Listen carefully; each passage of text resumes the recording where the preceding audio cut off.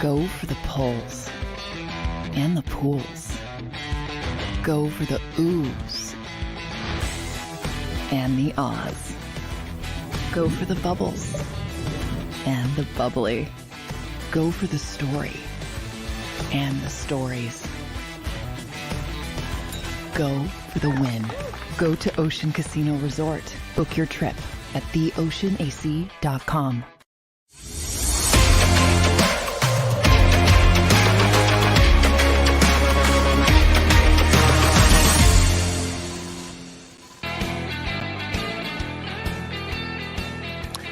What is up, everybody? Welcome in to another Philly Sports Power Hour with Bill Colarulo.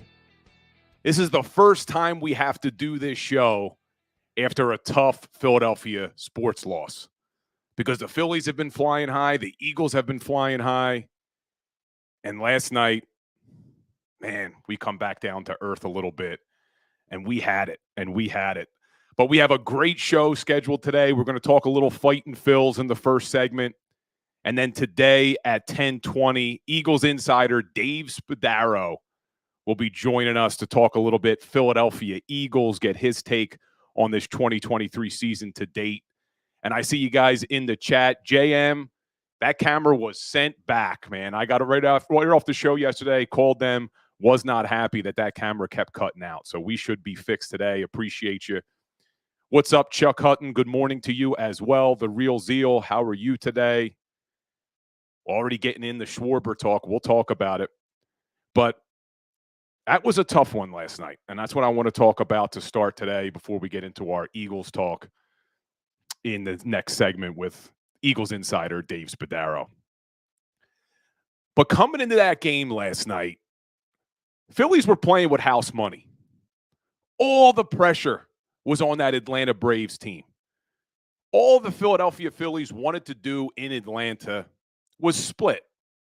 If you told me Saturday morning, hey, Phillies are going to come back to Citizens Bank Park next week and the series will be tied 1-1, I would have signed up for it. But not that way. Not that way. They had all the momentum last night. You could see it. The Atlanta Braves, they were starting to grip the bat tight. They were starting to get nervous. The fans were nervous. The team was nervous. The coaching staff was nervous. The Phillies had them on the ropes, and they gave that sleeping giant life. And I know we're going to sit here today, and we're going to question Topper's pitching decisions, leaving Wheeler in too long. Should he have gone with Hoffman? How was Bryce Harper's base running in the ninth? That is not why the Philadelphia Phillies lost this game. They lost this game because they stranded 11 runners through the first 7 innings of that baseball game. That game should not even have been close. It was 4-0. We were feeling good. It should have been worse. It was like the Eagles in the red zone on Sunday. You got to capitalize. You have to capitalize and put that team away. They should not even have been in that game. Wheeler absolutely dealing last night. 0 hits through 5 innings. Strikes out 10. Phillies are up 4-0. Should have been worse. Should have been worse. They never should have had a chance to come back in that baseball game. But the Philadelphia Phillies stranded way too many runners. But let's start with the positive, because the beginning of that game, Phillies look great. Not only was Zach Wheeler dealing, they get to Max Fried early. He only goes 4 innings, gives up 3 runs, 6 hits. And their base running was great. Again, appropriately aggressive. In that first inning, Trey Turner taken second. That was huge because then Bohm's able to hit him in with a single. Turner showing his speed, showing his aggressiveness, getting the second base on that play. Castellanos in the 5th. Great base running, stealing a base, then takes third on an error. And then Bryson Stott's able to drive him in with a sac fly. These were good things. JT Realmuto hitting a 2-run shot in the 3rd, making it 3-0. The Phillies were doing everything they did in game 1 to start that game. good base running, great pitching, making the right plays in the field. But then that's when things started to go south. And we knew it. And I was tweeting about it, and other people were tweeting about it. They just stranded way too many runners through 4 innings. Although they're winning the game, 7 stranded runners in the first 4 innings. 8 stranded after 5. 10 stranded after 6. 11 stranded after 7. You can't leave a team as good as the Atlanta Braves, who have a lineup as powerful as the Atlanta Braves. You can't keep them hanging around. You can't keep them hanging around. And I see the real zeal. They've been awful with runners in scoring position all season. The real zeal. Your best RBI guy never had a chance to drive in any runs because he leads off and clogs the bases. Look, we've debated all season long whether or not Schwarber should be in that leadoff spot. He's been there all year. They like him there. They feel comfortable with him there. I know there's arguments that can be made to have him not batting leadoff, but they like him. It's what's worked in the past. So I'm not going to second guess him now in the playoffs about keeping Schwarber in that leadoff spot. They're not going to make the change. They're not going to move him out of there. Stephen Patton, even though we're coming home for games 3 and 4, I still don't feel good about it. The momentum has shifted. I would have rather lost 10-2 last night than the way we did. I don't disagree with you that the way they lost hurts. It hurts a lot more than a blowout. It hurts a lot more than a blowout. But don't lose faith, and I'm going to talk about that shortly. But remember what happened in that San Diego Padres series last year. Almost identical. And the real zeal still going on Schwarber in the leadoff spot. It doesn't work in the postseason. They won't make the change, and they won't win a World Series with him there. Well, I hope you're wrong on them not winning the World Series, but I agree. They are not going to make that change. Schwarber will lead off this entire playoffs. But yesterday's show, I talked about how this Philadelphia Phillies team not only was being appropriately aggressive on the base paths, but they were being so good in the field. And Trey Turner in Game 1 makes the best fielding play I have seen in Phillies postseason history. And then he comes back in Game 2 and completely does a 180. 2 errors for Trey Turner last night. First one in the second inning, Zach Wheeler said, "Don't worry, kid, I got you." Strikes out 1, 2, 3 to strike out the side right after that error. That could have been big. But Zach Wheeler said, "I'm going to pick you up." But then he has another one in the 6th inning that is just inexcusable that results in a run. At that point, it was 4-0 Phils. The relay throw comes in. I think it was Castellanos from right field. And Turner just drops the relay throw, allowing a run to score. That was unexcusable. That's unexcusable for a guy like Trey Turner, who's as good of a fielder as he is. It felt to me like it was a lazy play. And there's the real zeal taking the words out of my mouth. Turner is the laziest fielder I've ever seen. He backhands everything. I'm not going to say he's always lazy, but yes, that was a lazy error, an inexcusable error at that moment in the game to make that a 4-1 game. And Patton, we're going to get there about Harper's base running.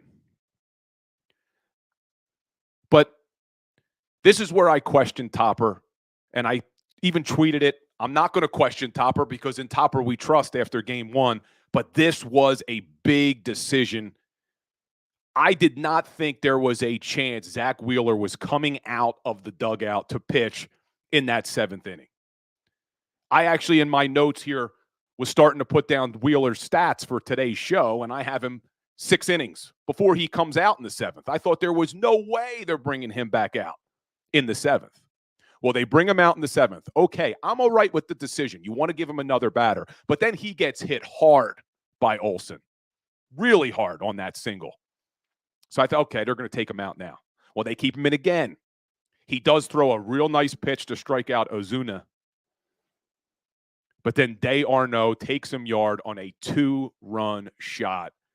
And the problem I have there is not only are you leaving in Wheeler a little bit too long, look at who he's going up against there. Day Arnaud. That guy caught for Wheeler for 8 seasons. His batting average against Zach Wheeler coming into last night, I think, was around 390. So you already have Wheeler starting to get tired, gives up a big hard hit to Olsen to lead off the seventh. Why are you having him pitch against Desarnaud, who's had a lot of success against him throughout his career? And then Desarnaud goes with a 2-run shot, making it a 4-3 ball game. Then Topper makes the change, brings in Alvarado. He shuts it down. And then here's where the other questionable decision happens. 8th inning, he brings Alvarado out for one batter. Alvarado gets the out. And then they bring in Hoffman. Hoffman hasn't pitched in a lot of big moments. You didn't know how he was going to handle the big moment. Well, he starts it off by hitting Acuna. And then Riley takes him yard, 2-run shot to take the lead. Devastating. Absolutely devastating. And then you go to that 9th inning. Harper gets on base. I'm not faulting Harper as much as others are. And maybe it's because I love Bryce Harper. Maybe I'm defending Bryce Harper. But I still don't think that is the reason they lost this game. Yes, should he have stopped before the base at second? Yeah. Topper said it yesterday, too, after the game. Normally on a play like that, the runner stops in front of the bag on second so he can get back to first base. But he's being aggressive there. Off the bat, it looks like that is in the gap. It looks like there is no chance for the center fielder to make that play. But Michael Harris Jr. made an unbelievable play there. What a damn catch by Harris. But I'm not going to fault Bryce Harper. I know he should have stopped. But he's trying to tie up the game. And it's not as if he doesn't get doubled up that they win this game. Okay, you have 2 outs with a man on first. You're still not in any better position. So, I shouldn't say you're not in any better position. You're in a better position than the game being over, that's for sure. But I'm not faulting Harper. That's not why they lost this game. They lost this game because they stranded 11 damn runners through 7 innings, didn't put the nail in the coffin. But it's not over. It's not over. And Chuck Hutton, that's exactly what I said too, man. There's no guarantee that stock comes through if Bryce doesn't get doubled off. But he shouldn't have got doubled off, but I'm not going to second guess aggressiveness in that spot. He's trying to score the tying run. And Castellanos, off the bat, I'm thinking that is either gone or in the gap. But Michael Harris, you got to give him credit. You got to give him credit. But I know everybody's talking about, hey, all the momentum shifted now. Atlanta's got all the momentum coming back to the bank. Well, let's take a look at last year, what happened against the San Diego Padres, because it was almost exactly what happened in the first 2 games in Atlanta. Phillies win game 1 in San Diego. They come back in game 2 with Aaron Nola on the mound, and they take a 4-run lead, just like they did last night. And then what happened? San Diego comes back and wins that game 1-1, coming back to the bank. Everybody's nervous. Do the Padres have the momentum now? And the Phillies win 2 straight to take the series. Let's hope that happens again. And they interviewed Nick Castellanos right after the game, and I loved what he said. This team plays the best after we get punched in the face. This has been a resilient team. And the Real Zeal in the comments, they have been a resilient team all season. Yes, they have. And in Topper, we trust. Yeah, maybe he didn't make all the right decisions in the game last night, but he has his fingers on the pulse of this team. He knows how to manage this team and to keep them playing. And you know Citizens Bank Park is going to be rocking tomorrow night. So I would have felt worse if this was a game 1 loss and then the Phillies had to come right back and play in Atlanta again with that momentum shifting to Atlanta. But we are coming back to Philly. That place is going to be rocking.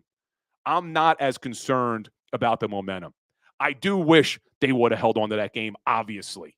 That would have been the nail in the coffin, 2-0 coming back to Philadelphia. But this series is not over. And I don't like all the chatter on Twitter that, they're never going to win this series now. They're in the same spot they were last year against the San Diego Padres. This is going to be just fine. And it's time for Aaron Nola again. Aaron Nola pitched really well in that wild card. And we talked about it on this show last week before his game. Did we have confidence that Aaron Nola was going to pitch as well as he did? And he showed up in a big way. He needs to show up in a big way again tomorrow night. The pitching's going to have to be strong. We don't know who's going for the Atlanta Braves.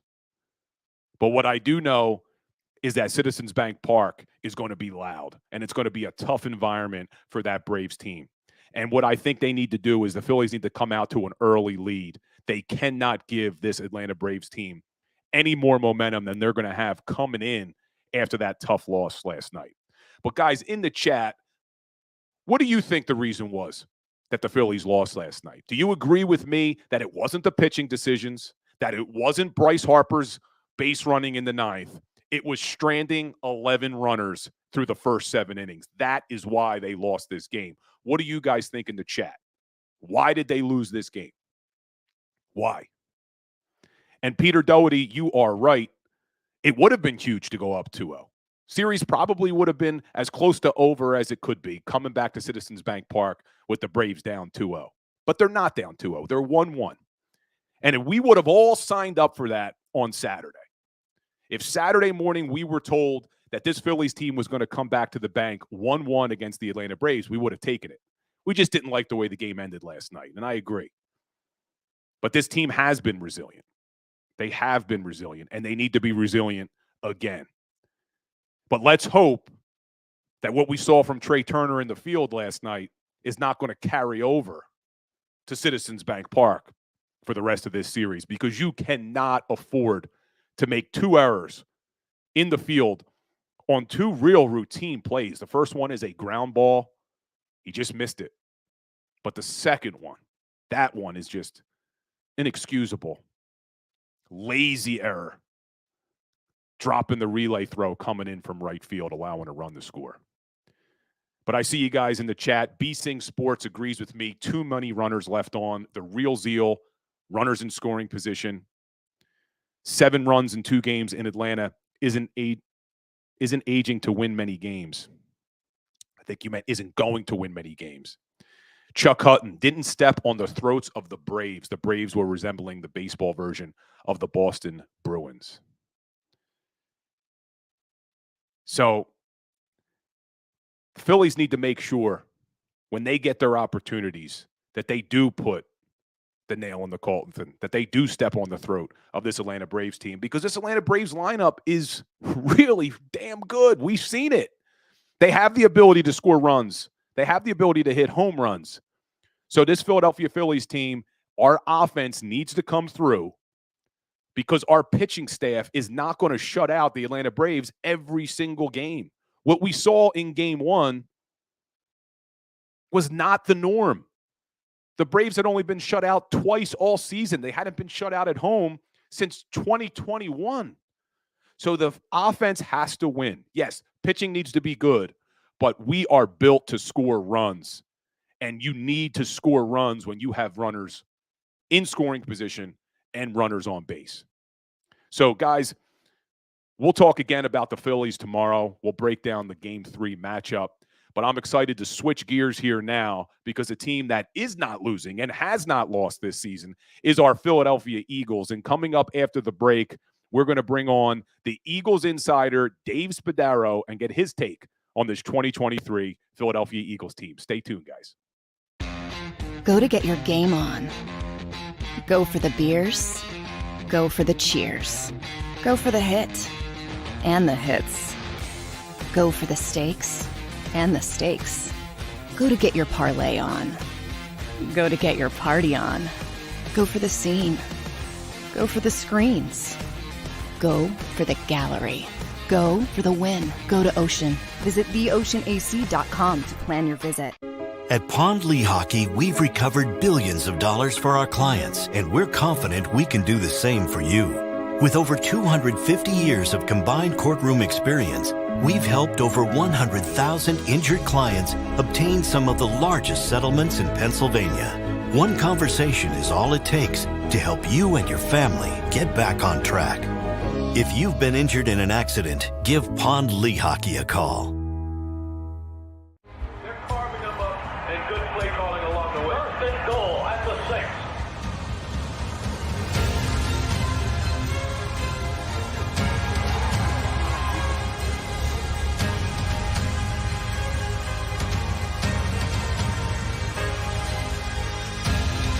On the field of life, First Trust Bank is there for you. Champions on 3. 1, 2, 3. Because Philadelphia dreams deserve a Philadelphia bank.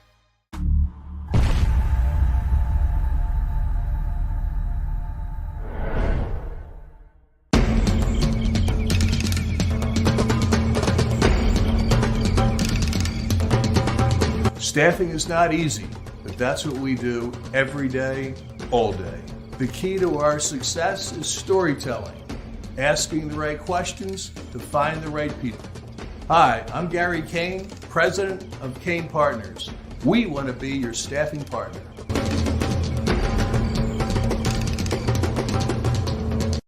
Since 1977, it's always been about you, the community, at Rafferty Subaru. And through the Subaru Love Promise, we prove we care by supporting charities like So Good Now.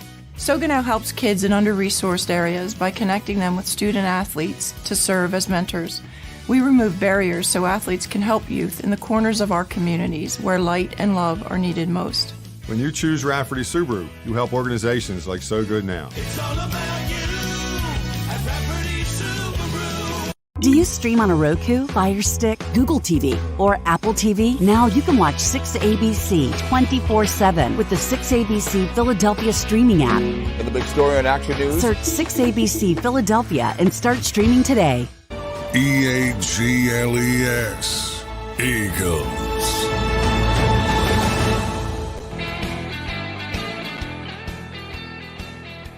What is up, everybody? Welcome back to the Philly Sports Power Hour. It is a huge honor to have with us now on the show Eagles insider Dave Spadaro. What's up, Dave? How you doing, brother? Bill, I'm great. It's my honor to be here. Thank you so much. And I'm not worried about, let me just, before we talk Eagles, I'm not worried about the Phillies at all. I mean, that was the whole point of it, to go to Atlanta, win one game, and come back to Philly. So everybody needs to just chill out. Tough loss last night for sure, but this is a really, really good Phillies team. I mean, I feel supremely confident. Yeah, I agree with you. And you know that Citizens Bank Park, these Philadelphia Phillies fans, they're going to be loud on Wednesday night. So yes, I am okay with it. But yeah, thanks for coming to us, Dave, and congratulations are in order on your recent nuptials, my friend. Yeah, still married. You only get married twice. So it was awesome, though. I mean, 23 years of the first marriage, great marriage, still love my ex. But this one, 50-yard line at Lincoln Financial Field was outstanding. Yeah, I saw some pictures. It looked pretty cool. It was cool, yeah. It looked pretty cool.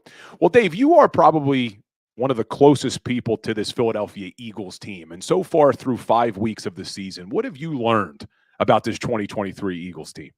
Well, I like to think that I'm the closest because I'm part of the team. So a couple things.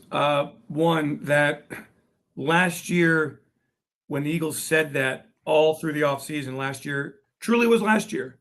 And while the fans have been kind of like, hey, this part of the team isn't what it was last year, and the Eagles really focused on 2023.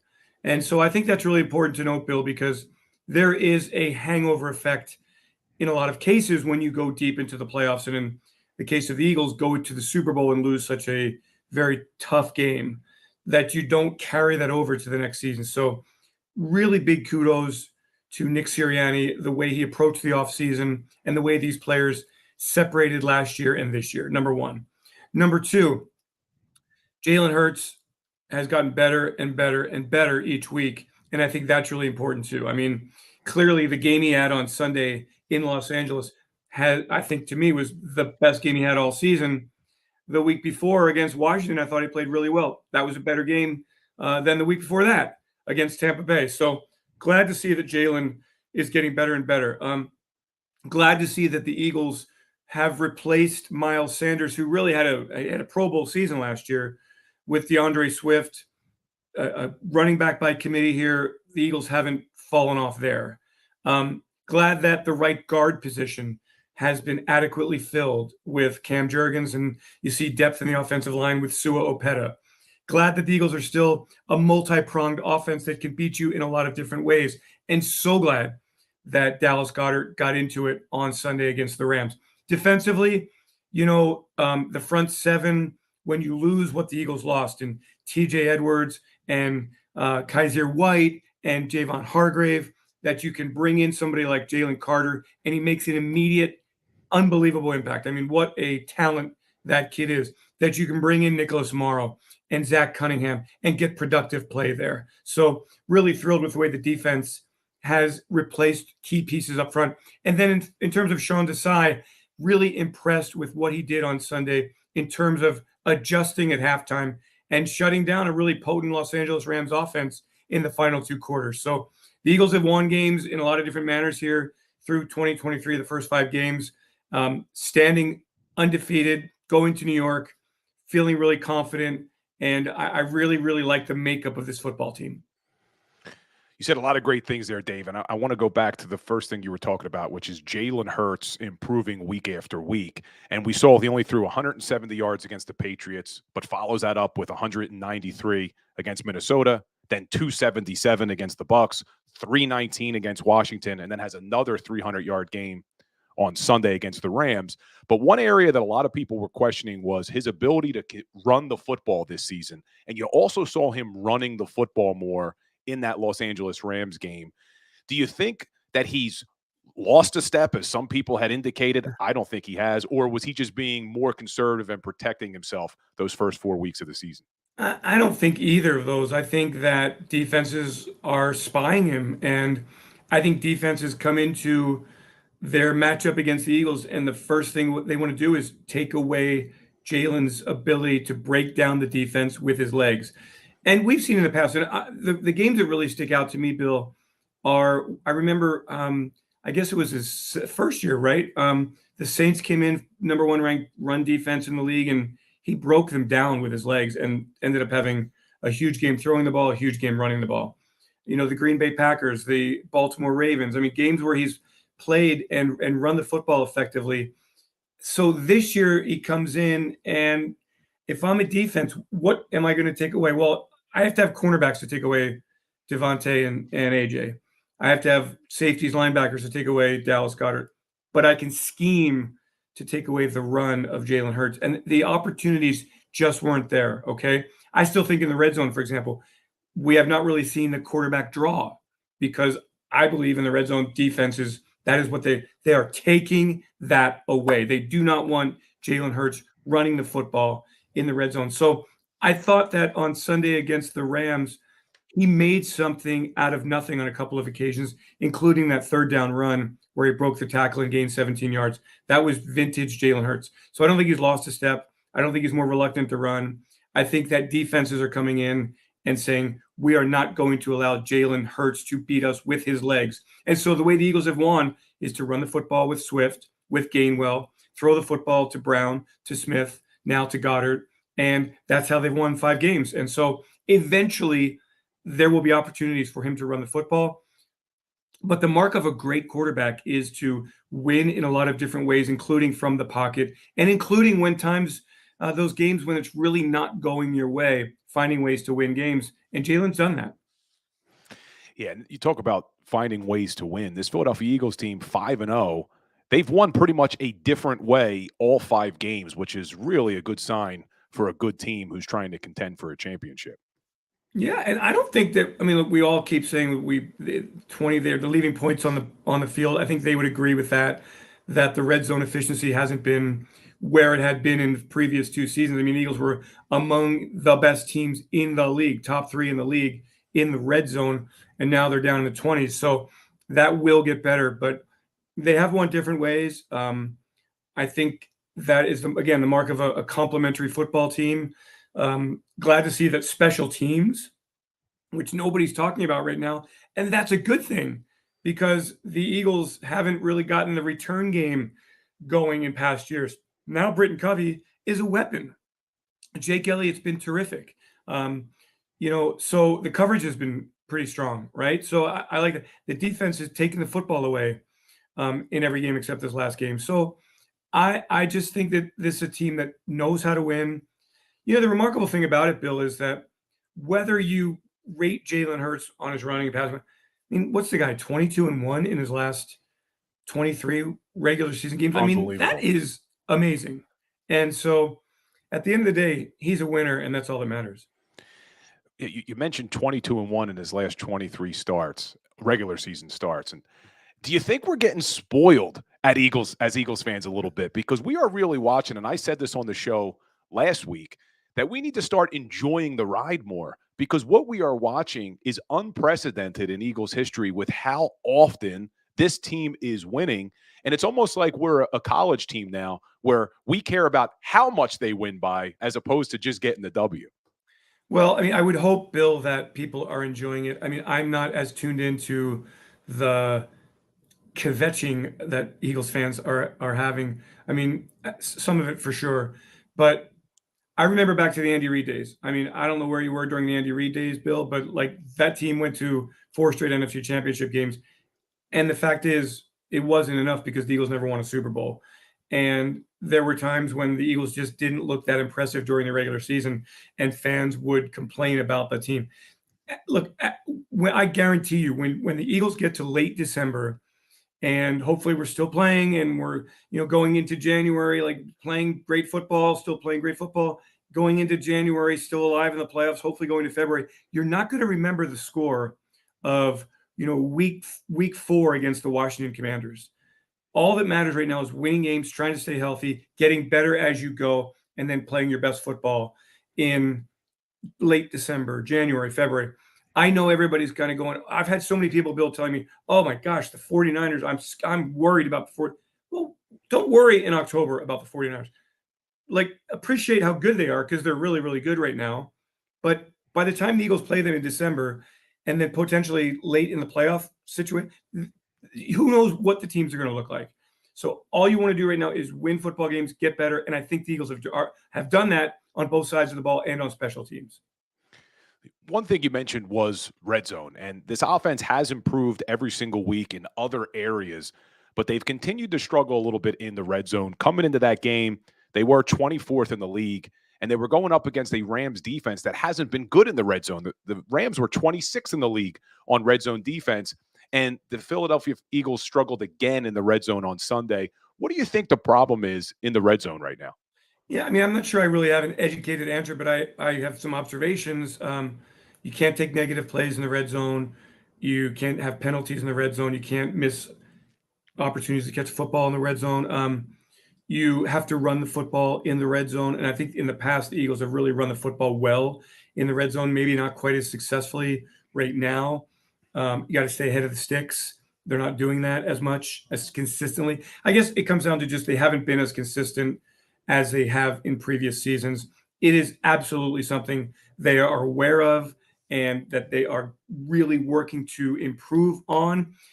So I look for that to be, Bill, the next phase of improvement for this football team.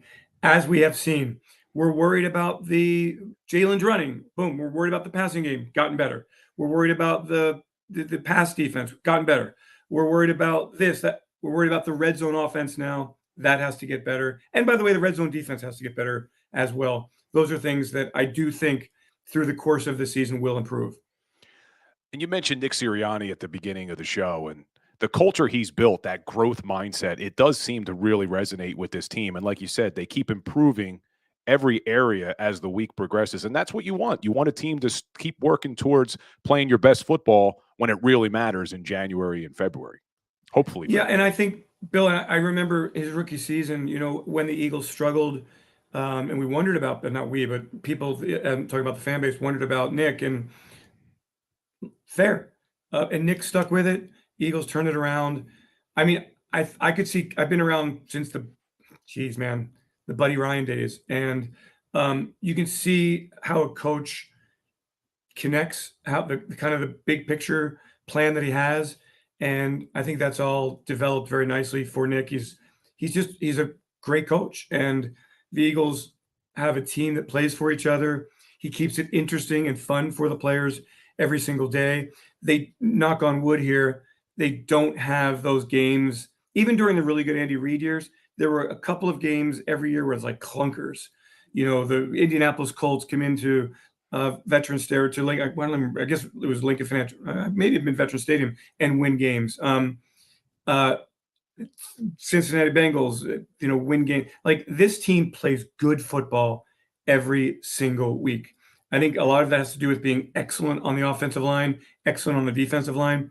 But what you get every week from a Nick Sirianni team is a team that's focused, that plays really hard, that plays for each other, and that generally is in every single ball game. And so I think that's a sign of a coach who really understands how to bring out the best in his players and how to prepare the football team each week. And it sounds like you should have that every week with your team, but that's not the way it is in the league. You see it every single week. Teams are up and down and up and down. The Eagles have been really good and up virtually every week in the Nick Sirianni era.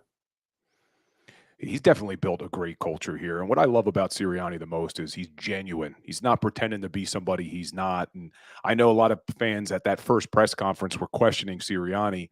And when I left his first press conference, I thought to myself, he's going to be loved here if he wins, because this is who he is. He's just a genuine guy. And you see how much he connects with fans. He's high-fiving fans in the stands.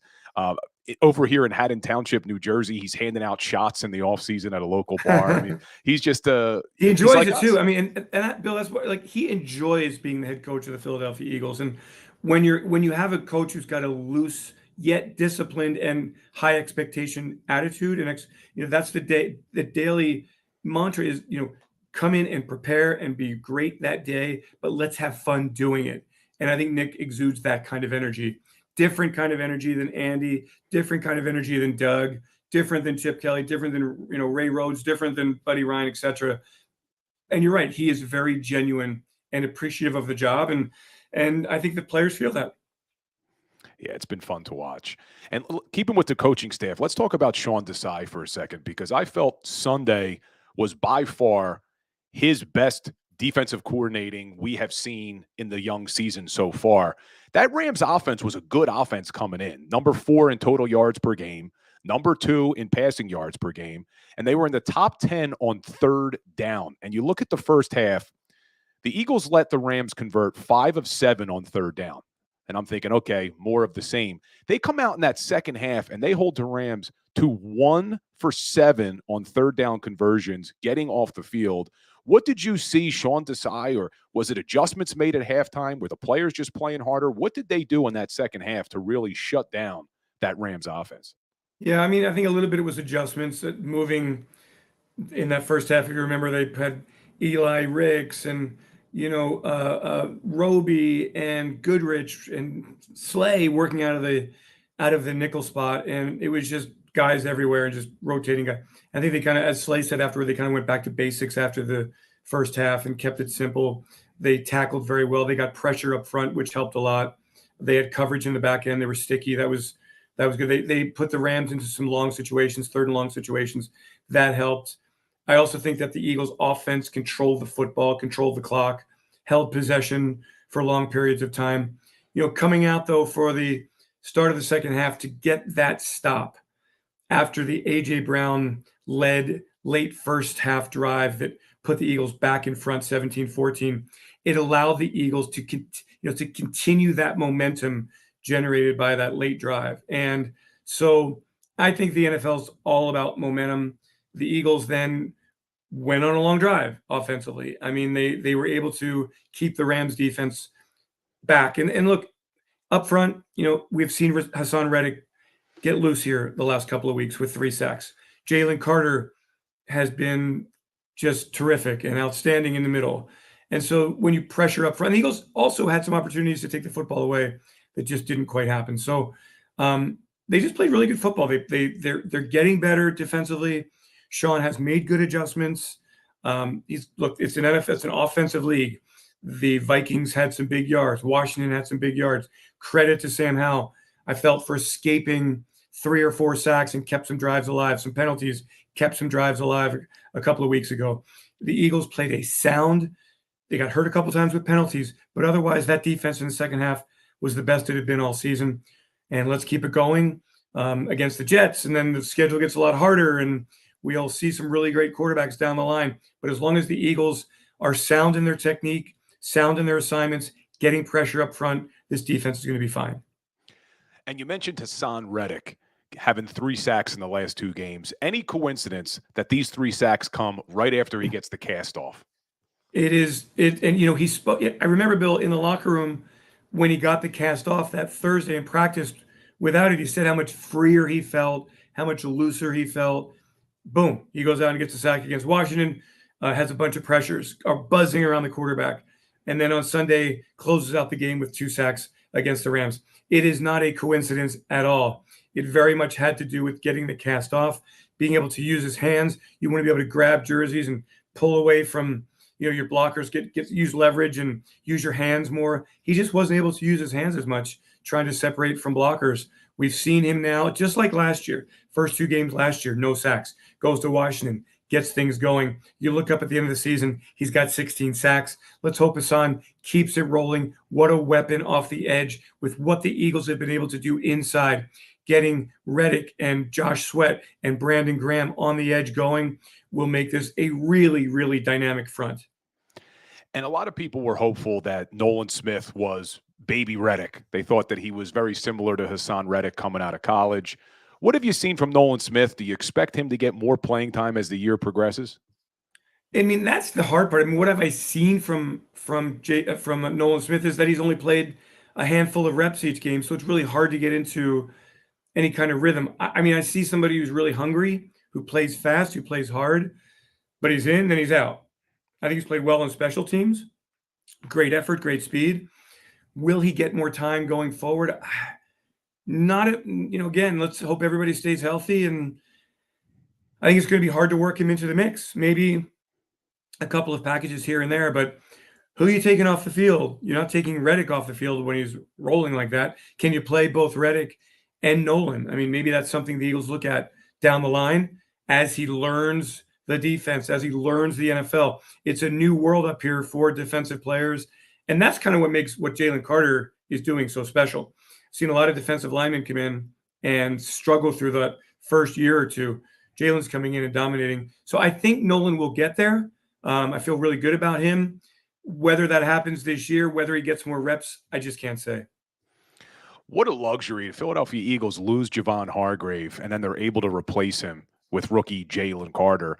And before that Rams game, Carter really hadn't played more than 50% of the snaps in any game. But with Fletcher Cox going down, Carter plays 70% of the snaps in that Rams game. And how impressed have you been through 5 weeks with this rookie? I mean, honestly, Bill, like when the Eagles drafted him, and then watching with some of the scouts, some of his game tape from Georgia, he's just so talented. He's just a special talent. The question was not if he could make it, but how long it would take him to make an impact. And clearly it hasn't taken him long at all to make an impact. He is enormously talented, fast, strong, great technique, really compact in his technique, really efficient in his technique. Football smart. He knows his role. He doesn't try to be a hero. He stays in his lane, literally. He knows he's getting double teamed now. He's patient when he has to be. Look, Fletcher Cox was kind of like that back in his day, in his early days, his rookie days. You could see that he was going to be a special player.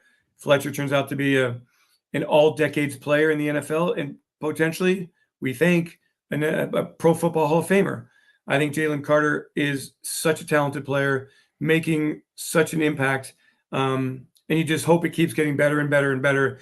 That we someday will look and go, hey, this guy's in the Fletcher Cox category. Right now, the Eagles, look, to me, when you lose Hargrave, you get improvement from Milton Williams. You get improvement from Jordan Davis. You get impact from Jalen Carter. Fletcher is playing really good football in that rotation. Kentavis Street plays a little bit here and there, makes an impact. Marlon Tuipulotu has made some plays in his limited time. So the depth at defensive tackle. I mean, the Eagles were down Cox and Tuipulotu. That's 2 of your top, 5 defensive tackles, and yet the Eagles didn't have a drop-off on Sunday against the Rams. So that speaks to the depth this team has there. Howie Roseman loves to build this team along the offensive and defensive lines, and we are seeing it with our eyes how good the depth is. You mentioned Sua Opeta stepped in, didn't miss a beat on that offensive line. Fletcher Cox is out. Marlon Tupelodu's out. Defensive line doesn't miss a beat.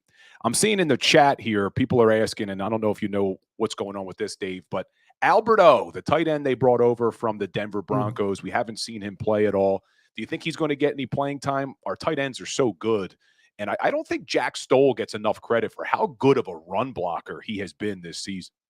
Yeah, and I appreciate the fans' questions. And Albert is the mystery man along the lines. We've seen it before. I mean, Jackson was the same way. Tyreek Jackson was the same way with the big body, the athletic player. We're really pining to see him on the field. But again, with what the Eagles have with Goddard and Stoll and Calcaterra, I don't expect Alberto to make any sort of impact unless he's forced to play.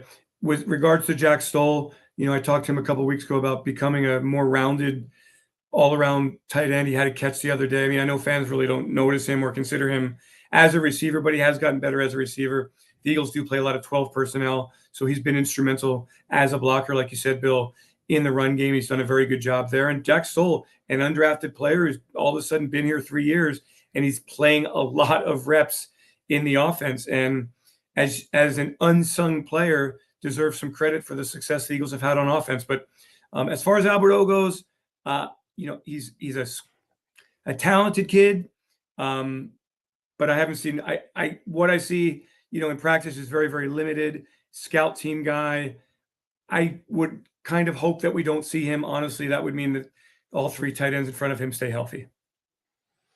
And I'm going to have to ask you your opinion on this. I hate even talking about this because I think it's so overblown, mainly because let me guess. The brotherly shove. You nailed it. You nailed it. So what is your thoughts about this brotherly shove, the tush push, really just a quarterback sneak that there's all this media talk about it needs to be banned? So the Eagles Super Bowl's over. The next step is going to the combine. And I remember in Indianapolis standing in front of Mike McDaniel, the head coach of the Miami Dolphins, and somebody asked him about back then it wasn't called the brotherly shove, it was called the tush push. And Mike McDaniel's a very quirky guy. Really, really enjoy him. Very smart guy. And he was kind of like, okay, media, like, so is anything illegal about this play? No. Do you not like the way it looks? Like, what is your issue with this play? Is it not aesthetically pleasing to you? And Mike was like, fake slam the gavel. He goes, I have no problem with it. And then in the spring, after that, the NFL's competition committee at the annual meeting, along with the owners, GMs, coaches, they have an opportunity to discuss the play and should they vote on the play and should the play be outlawed? Should the play be banned? And I don't even think it came up for a vote. And so the league had an opportunity then to address the play, to eliminate the play. The league decided not to. There's nothing illegal about the play. So the Eagles just happened to run it really well. I remember against a couple weeks ago, Washington, Eagles run it. It's a big story then. I happened to come back to my office after the game. I watched the Chargers play the Raiders, I think, and the Chargers got stopped late in the game on the tush push. Then the Giants try it and get two guys hurt. I think last night the Raiders may have run it, or I'm not sure if it was the Raiders or the Packers ran it successfully. Like, hey, go ahead and run it. The Eagles just run it really well. The offensive line gets down low. They get great push. Jalen has strong legs. Jalen doesn't get hit hard. There are players who are pushing him in the back, but I think a lot of times he makes it on his own. So I don't get this. I thought this was the big story last year. I don't know why it's still being a topic of conversation, other than our team's jealous. Do defensive teams hate it? Defensive players hate it. I spoke to Ike Reese and he was all, I don't like it because I shouldn't be around because I'm a defensive player and you can't stop it. Well, teams are stopping it. It's just that the Eagles run it better than other teams. So the Eagles are going to continue to run it. And if the league wants to address it at the annual meeting in the spring in Florida, they can do it. But until then, it is a legal play. And if you don't like it, then learn to run it as well as the Philadelphia Eagles are running it. Couldn't agree with you more, Dave. And In the chat here, we have Wheel of Sports on 88 saying if the NFL bans it, he's canceling all of his NFL subscriptions. Well, I mean, the NFL is not going to ban it unless the competition committee votes, and that's a vote of coaches and general managers and owners to ban it. Otherwise, it's illegal play. It's not a point of emphasis in any respect other than the way they're lining up.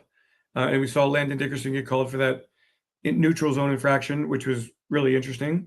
But it's illegal play, just as if a runner has the football and players are pushing him, a running back has it, that's the same thing. So you just can't pull, but you can push. And the Eagles are going to continue to use it. I think they were 4 of 5 on the play on Sunday, and it's like 49 out of 54 chances or whatever it is over the last few years here.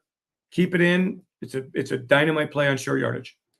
It really is. And I would love to win the Super Bowl. I would love to win the Super Bowl with 130 million people watching. And last play of the game, goal line play, Jalen Hurts gets into the end zone on the brotherly shove. Oh, wouldn't that be sweet? That would be sweet. So sweet. I would sign up for that. And you saw it on Sunday, end of the half, only 2 seconds left, ball at the 1 yard line. That's the final play of the half there. No question about it. We're not kicking a field goal. We're going. I mean, I can't imagine anybody would thought, okay, let's play it safe here and kick a field goal. No way. If the Rams had stopped the Eagles there, all kudos to them.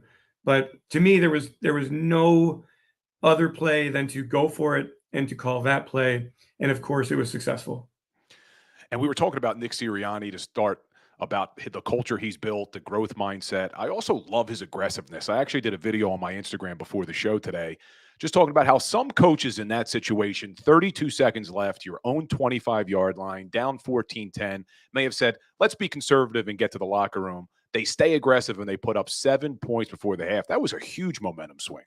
Yeah, and same with I guess it was the Vikings game, the 61, or no, that was the whatever it was. I think it was the Vikings game when Jake had the 61-yard field goal, right?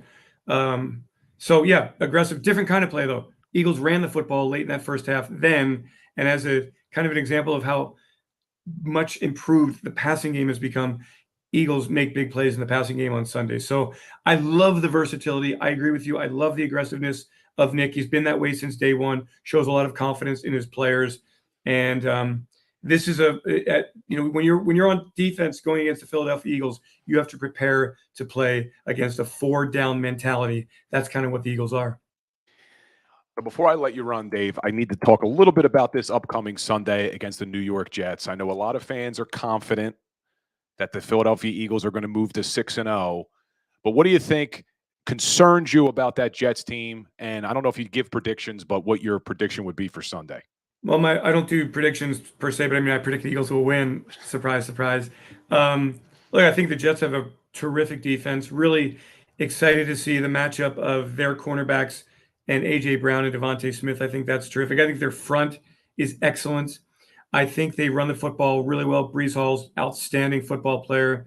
I mean, the Jets lost their right tackle, Vera Tucker. That is a big, big loss for them. So I give the Eagles defensive front an advantage against the Jets. So I don't know what the game plan is. Look, it's been run 1 week, throw the next week. Where do you attack an outstanding Jets defense? That's what they're doing right now. That's what they're trying to put together right now. And I feel like, Sauce Gardner and A.J. Brown, Sauce Gardner and Devontae Smith, I mean, that is price of admission matchups. I think the weather might be a little tricky with cold and rainy potentially. So we'll see how that plays out. But man, I think the Eagles are a better football team. I think the Jets had an emotional win on Sunday against Denver. So we'll see how they come back against the Eagles. But to me, don't go into this game any bit overconfident. Don't go into this game thinking it's going to be a cakewalk. The schedule coming up after that is really, really hard. We know it. So you want to bank every single win that you can. Go in there, play confident football, play physical Eagles football. Don't turn the ball over. And Philadelphia should come out with a win and get to 6-0, which would put this team in great, great shape in the NFC East. Awesome stuff, Dave. I can't thank you enough. Hopefully we'll have you on the show again soon. My pleasure. Go Birds, my man. I'll Go talk to you soon. Birds, Bill. Thank you so much for having me. I really enjoyed it, and let's get a win on Sunday. And thanks to all the Eagles fans, because your support is so appreciated. What has happened every week when we're on the road is incredible. When we're at Lincoln Financial Field, there's no greater home field advantage. So it's a village, and we're all in it together. And everybody just enjoy the ride. It's going to be a great one. Awesome. Thanks, brother. Thank you. All right, guys, that was Dave Spadaro, our Eagles insider. Some really good stuff from Dave. Want to close out the show, give you guys a reminder. I host another show called the Legal Hands to the Face Show, which usually airs on Monday nights at 6:30. Because of the Phillies last night, we're going live tonight at 6:30. We have special guest Todd Herremans, former Philadelphia Eagles offensive lineman. We'll get his take on the tush push and what he thinks. So be sure to tune in right here on the JAKIB Sports Network tonight at 6:30 for the Legal Hands to the Face Show. Guest Todd Herremans. And then like we do every week, we'll have Dr. Chris Radcliffe breaking down some of these Eagles injuries. What can we expect from Sidney Brown? When is he coming back? So we'll talk to Dr. Radcliffe tonight as well. And like we do every week, guys, I like to end the show with a little Today in Sports History. So on October 10th, 1979, Wayne Gretzky, the greatest hockey player of all time, scored his first NHL goal playing for the Edmonton Oilers against the Vancouver Canucks. So today, 1979, Wayne Gretzky scored his first of many NHL goals.